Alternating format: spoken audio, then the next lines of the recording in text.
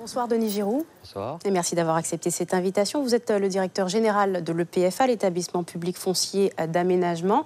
L'EPFA accueille donc en ce moment, on l'a vu, l'Office professionnel de qualification des urbanistes pour des sessions d'examen des professionnels locaux. Faut-il s'attendre à ce que ce travail des urbanistes gagne en qualité sur le territoire? J'espère. Mais la première chose qui a été visée dans ces auditions, en fait, qui ont été organisées avec l'agence d'urbanisme, c'était d'abord de faire reconnaître la qualité du travail qui se fait déjà en Guyane. Donc on a vu dans le reportage beaucoup de problèmes.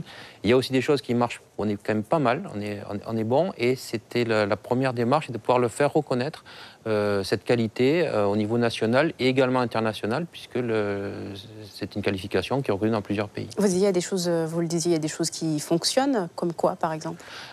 L'aménagement urbain, donc on a vu dans l'exemple qui était là, de l'écoquartier de Montjoly ou de celui qui a été à Hibiscus, à Cayenne, labellisé il y a peu de temps, c'est une façon de concevoir la ville durable, adapté au climat, adapté au milieu guyanais et qui est conçu par des urbanistes qui travaillent ici. Donc c'est important que ce soit reconnu. Alors quand même une précision, il serait moins d'une dizaine de professionnels en Outre-mer, 356 sur le plan national actifs et avoir obtenu cette certification. Est-ce qu'il ne faudrait pas aller chercher un peu plus loin, une qualification qui soit encore plus internationale et qui corresponde encore mieux aux réalités locales? Alors aujourd'hui, il y en a un que l'on a vu. J'espère que dans quelques mois, ils seront 17, ce qui est quand même une belle augmentation.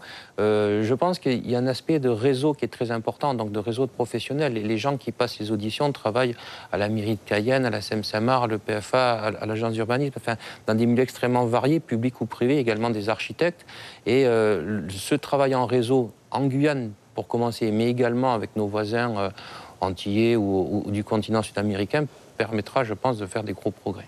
Alors le territoire est vaste et la population ne cesse de croître. On attend plus de 270 000 habitants d'ici 2040. C'est la raison d'être de l'opération d'intérêt national lancée par l'État en 2015 pour une vingtaine d'années. Elle doit accélérer la construction de nouveaux logements dans 9 communes sur le littoral. L'objectif, c'est de doubler le nombre de constructions chaque année. Mais comment y arriver? Alors, en imitant les moyens. Des moyens financiers, bien évidemment, des moyens humains, et ce type de qualification contribue à ça, c'est-à-dire d'avoir des personnes mieux formées en Guyane qui travaillent dans la durée.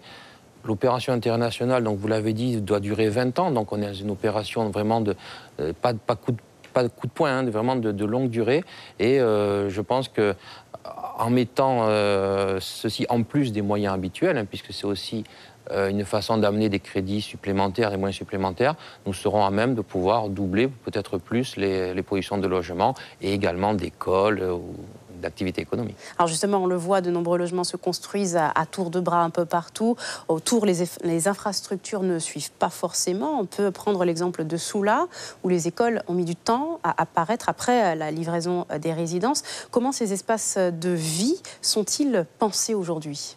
Alors, la coordination des différents acteurs, c'est clairement l'enjeu le plus compliqué et le plus sensible également pour la population, puisque quand on arrive dans un endroit où neuf, très joli, mais où il manque des équipements ou du transport, c'est ce qui est ressenti tout de suite, même si ça se corrige par la suite, évidemment.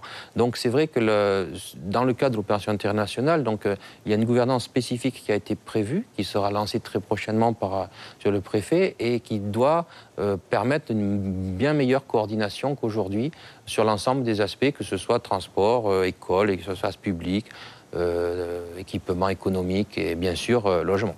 Ça, c'est donc l'objectif. En tout cas, la phase d'études, elle a démarré cette année. Et en ce moment, elle est à Matoury, c'est-à-dire que les études sont en cours pour voir comment on pourra ensuite construire. À quelle date les premiers logements estampillés OIN seront-ils livrés? Alors, les premiers logements estampillés OIN, ça devrait être, je dirais, dans 4 à 5 ans. Mais parce qu'il y a des territoires sur lesquels on travaillait déjà, qui ont été estampillés OIN au moment par la suite. Quoi, voilà.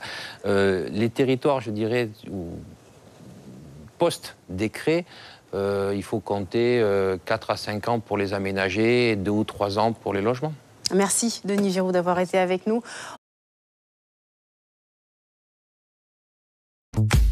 Suivez l'info sur Guyane la Première.